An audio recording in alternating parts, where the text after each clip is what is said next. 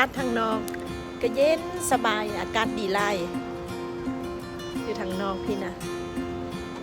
เดี๋ยวนี้กำลังมานั่งท่าลูกสาวกับเอื้อยมันยังบ่ทันออกมาเถอะเนาะมานั่งท่าอยู่ทางนอกพี่เอาอากาศสดลมเย็นสบาย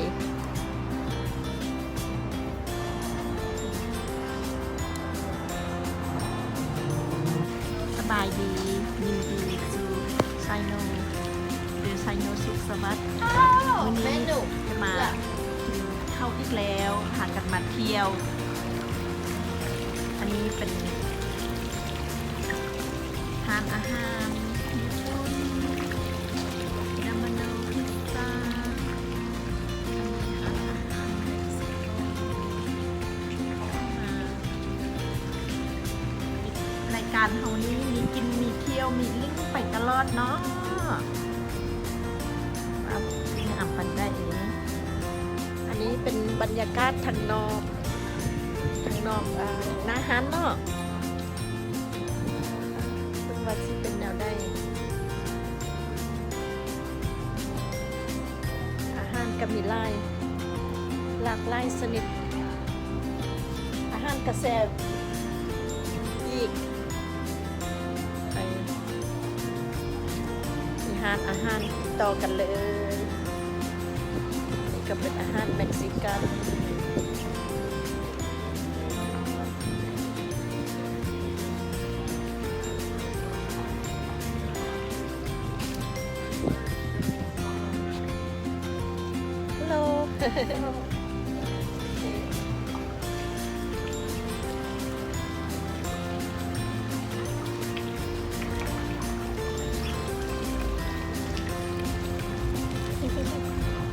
ถ้าว่าท่านผู้ชมเนาะท่านได้มาทางพีกมาทางซานดิเอโกอยู่โอไทยเรื่องนี้ก็มาแบะใดเนาะ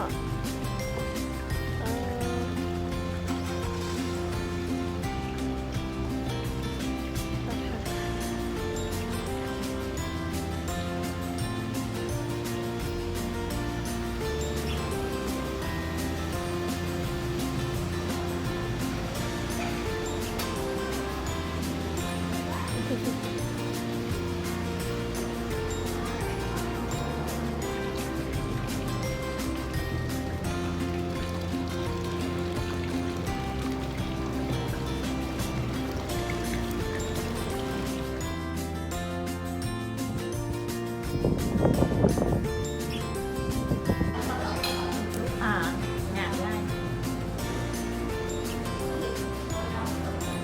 ก็ไว้ยังไง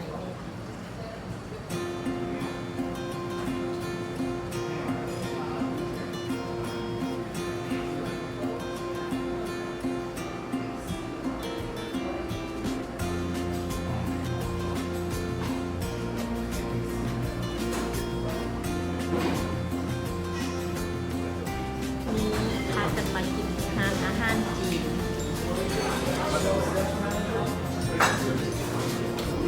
เป็นเมนูแมนดารินเบจิง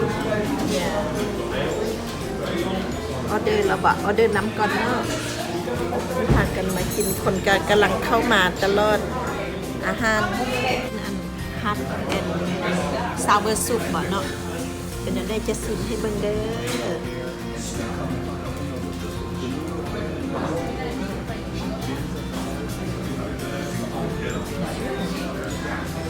แซ่บโยม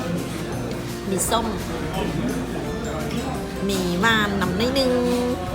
แล้วก็มีเห็ดมีหน่อไม้แล้วก็มีไข่มีเต้าหู้แซ่บไล่แซ่บอันนี้เป็นชาวเมนเนาะไอพรหากันซีเบิ่งมาเป็นอะไรชาวเมนอันบีฟชาวเมนมีซีนหมู This is gonna be a good มี one. เส้นมีห้อมบัวหัวใหญ่แล้วก็มีใบผักบัวซิมให้เป็นเด้อมาเป็นแถวได้มีแครอทได้เลย Good one. This is a good one. กำกับมากินน้ำกันเด้อซิม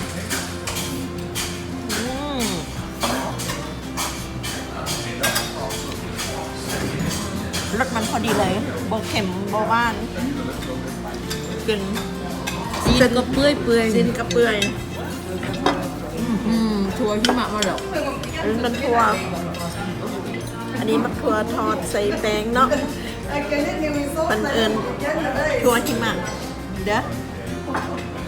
โจทย์สนองชัวร์หนาวมันหนาวหนาวจิบมึงดูไม่สังผัสน้ำเหม็น กรอบนอกนุ่มในแซ่บแซ่บครับไล่จะน้อยสิมีนึ่งปลาเห็ดยังอันนี้เป็นปลานึ่งเนาะเดี๋ยวไอพรซิปนึ่งปลานึ่งใส่อนาคิงใส่ใบผักบัวใส่ซีอิ๊วว่าเป็นแนวได้นี่นะเอาเป็นตัวเลยซิมที่บันเดอร์ทานผู้ชมเข้ามากิน หน้า น้ำ ก กั ระ น ดาษเซฟเพโด มึงเด้อมึงเด้อ ว้าว this is a good one มีคิงมีปลาอันนี้คือปลานึ่งแซฟไลน์ของเบ ครับ เจง ครับ ท่านผู้ชมท่านได้มา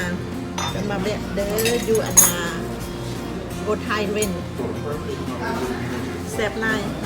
ำชายนิดรัสตอรังเนาะ good good แซบเต็มใจแล้วแซบเต็มใจขอบใจเด้อลูกเด้อบุญฮักซ่าเด้อหามามีกับแม่พรมากินบุญทำนำสู่ให้ลูกเจริญพุ่งเพืองเด้อเจริญเจริญ สวยรวยเฮงสุขภาพแข็งแรง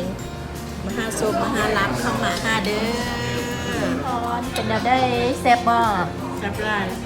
เมื่อนี้น่ะได้กินอาหารแซ่บแท้แซ่บว่าสดปลาก็สดอ่อน